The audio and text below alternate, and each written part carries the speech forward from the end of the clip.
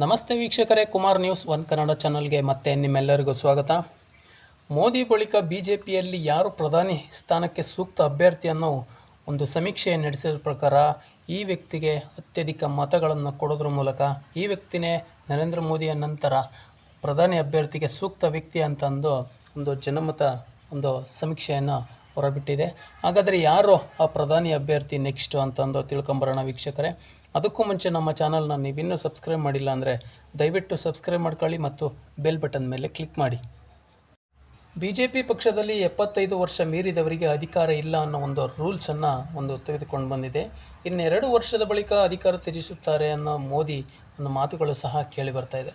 ಆದರೆ ಅವರು ಸ್ಥಾನವನ್ನು ತ್ಯಜಿಸಿದ ನಂತರ ಅವರ ಸ್ಥಾನಕ್ಕೆ ಯಾರು ನೆಕ್ಸ್ಟ್ ಆ ಸ್ಥಾನಕ್ಕೆ ಪ್ರಧಾನಿ ಅಭ್ಯರ್ಥಿಯಾಗಿ ಬರ್ತಾರೆ ಅನ್ನೋದು ಸಹ ಒಂದು ಕುತೂಹಲಕಾರಿ ವಿಷಯ ಆಗಿದೆ.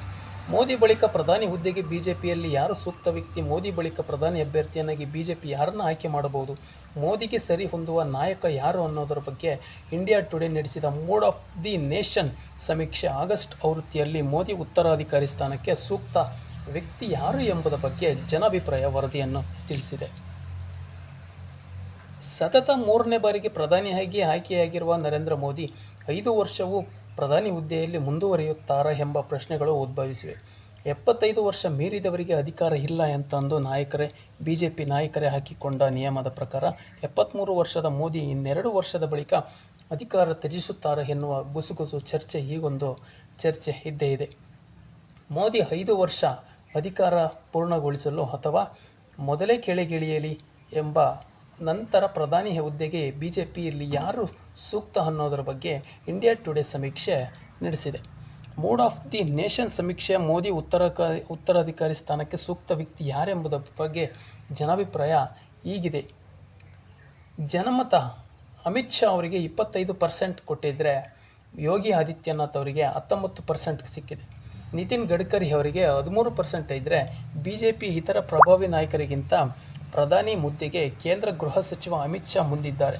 ಸಮೀಕ್ಷೆಯಲ್ಲಿ 25% ಮಂದಿ ಗೃಹ ಸಚಿವ ಅಮಿತ್ ಶಾ ಅವರ ಹೆಸರನ್ನು ಅನುಮೋದಿಸಿದರೆ ಈ ಮೂಲಕ ಜನರ ಮುಖ್ಯ ಆಯ್ಕೆ ಗುಜರಾತ್ನ ಮತ್ತೊಬ್ಬ ರಾಜಕಾರಣಿಯೇ ಆಗಿದ್ದಾರೆ ಅಂತಲೂ ಮಾತುಗಳು ಕೇಳಿ ಬರ್ತಾ ಇದೆ. ಅಮಿತ್ ಶಾ ನಂತರ ಸ್ಥಾನದಲ್ಲಿರೋದು ಉತ್ತರ ಪ್ರದೇಶ ಸಿಎಂ ಯೋಗಿ ಆದಿತ್ಯನಾಥ್. ಯೋಗಿ ಪರ 19% ಮಂದಿ ಒಲವು ತೋರಿದ್ದಾರೆ. ಹಾಗೆಯೇ 13% ಜನ ಬೆಂಬಲ ಹೊಂದಿರುವ ಕೇಂದ್ರ ಸಚಿವ ನಿತಿನ್ ಗಡ್ಕರಿ 3ನೇ ಸ್ಥಾನಕ್ಕೆ ತೃಪ್ತಿಪಟ್ಟಿದ್ದಾರೆ. ಇನ್ನು ರಾಜನಾಥ್ ಸಿಂಗ್ ಅವರಿಗೆ 5% ಇದ್ದರೆ ಶಿವರಾಜ್ ಸಿಂಗ್ ಚೌಹಾಣ್ ಅವರಿಗೆ 5% ಈ ಸ್ಥಾನಕ್ಕೆ ಪೈಪೋಟಿಯನ್ನು ನಡೆಸಿದ್ದಾರೆ. ಇವರನ್ನು ಹೊರತುಪಡಿಸಿದರೆ ಸುಮಾರು 5% ಮತ ಪಡೆದಿರುವ ರಕ್ಷಣಾ ಸಚಿವ ರಾಜನಾಥ್ ಸಿಂಗ್ ಮತ್ತು ಸಚಿವ ಶಿವರಾಜ್ ಸಿಂಗ್ ಚೌಹಾಣ್ 4ನೇ ಸ್ಥಾನಕ್ಕೆ ಹಂಚಿಕೊಂಡಿದ್ದಾರೆ. 2023 ಆಗಸ್ಟ್ನಲ್ಲಿ ನಡೆಸಿದ್ದ ಮೂಡ್ ಆಫ್ ದಿ ನೇಷನ್ ಸರ್ವೆಯ ಫಲಿತಾಂಶಕ್ಕೆ ಹೋಲಿಸಿದರೆ ಅಮಿತ್ ಶಾ ಯೋಗಿ ಆದಿತ್ಯನಾಥ್ ಜನಪ್ರಿಯತೆಯು ಕುಸಿತ ಕಂಡಿದೆ. ಪ್ರಧಾನಿ ಮೋದಿ ಕಾರ್ಯಕ್ಷಮತೆಯ ರೇಟಿಂಗ್ ಕೂಡ ಕುಸಿದಿದೆ. 25% ಅನುಮೋದನೆ ಪಡೆದಿರುವ ಅಮಿತ್ ಶಾಗೆ ಅತಿ ಹೆಚ್ಚು ಬೆಂಬಲ ಸಿಕ್ಕಿರುವುದು ದಕ್ಷಿಣ ಭಾರತದಲ್ಲಿ ಎನ್ನುವುದು ಗಮನಾರ್ಹ ವಿಷಯ ಕೂಡ ಸಹ ಆಗಿದೆ. ಈ ನಡುವೆ ರಾಜನಾಥ್ ಸಿಂಗ್, ಶಿವರಾಜ್ ಸಿಂಗ್ ಚೌಹಾಣ್ ಕಡೆಗೆ ಜನರ ಒಲವು ಹೆಚ್ಚುತ್ತಿದೆ ಎನ್ನುವುದು ಗಮನಿಸಬೇಕಾದ ಸಂಗತಿ. ಸಮೀಕ್ಷೆಯ ಪ್ರಕಾರ ಪ್ರಧಾನಿ ಹುದ್ದೆಗೆ ರೇಸ್ನಲ್ಲಿ ಅಮಿತ್ ಶಾ ಮುಂಚೂಣಿಯಲ್ಲಿದ್ದಾರೆ. ಆದರೆ ಇದಕ್ಕೆಲ್ಲ ಸೂಕ್ತ ಉತ್ತರ ಸಿಗಬೇಕು ಅಂದರೆ ಕಾಯಲೇಬೇಕು. ಅಲ್ಲದೆ ಬಿಜೆಪಿ ಪದ್ಧತಿಯಲ್ಲಿ 75 ವರ್ಷ ಬಳಿಕ ಮೋದಿ ಕೆಳಗಿಳಿಯುತ್ತಾರಾ, ಅಧಿಕಾರದಿಂದ ಕೆಳಗೆ ಇಳಿದಿದ್ದೇ ಆದರೆ ಯಾರು ಪ್ರಧಾನಿಯಾಗುತ್ತಾರೆ ಅನ್ನೋದು $1 ಮಿಲಿಯನ್ ಪ್ರಶ್ನೆ ಆಗಿದೆ ವೀಕ್ಷಕರೇ. ಹಾಗಾದರೆ ಮೋದಿ ನಂತರ ಯಾರು ಪ್ರಧಾನಿ ಅಭ್ಯರ್ಥಿ ಆಗಬೇಕು ಅನ್ನೋದನ್ನ ನೀವು ಕಮೆಂಟ್ ಮೂಲಕ ತಿಳಿಸಿ ಅಂತ ಹೇಳ್ತಾ ಮುಂದಿನ ವಿಡಿಯೋದಲ್ಲಿ ಸಿಗೋಣ ವೀಕ್ಷಕರೇ. ಅಲ್ಲಿವರೆಗೂ ಎಲ್ರಿಗೂ ನಮಸ್ಕಾರ. ನಮ್ಮ ಚಾನಲ್ನ ನೀವಿನ್ನೂ ಸಬ್ಸ್ಕ್ರೈಬ್ ಮಾಡಿಲ್ಲ ಅಂದರೆ ದಯವಿಟ್ಟು ಸಬ್ಸ್ಕ್ರೈಬ್ ಮಾಡಿ ಮತ್ತು ಬೆಲ್ ಬಟನ್ ಮೇಲೆ ಕ್ಲಿಕ್ ಮಾಡಿ.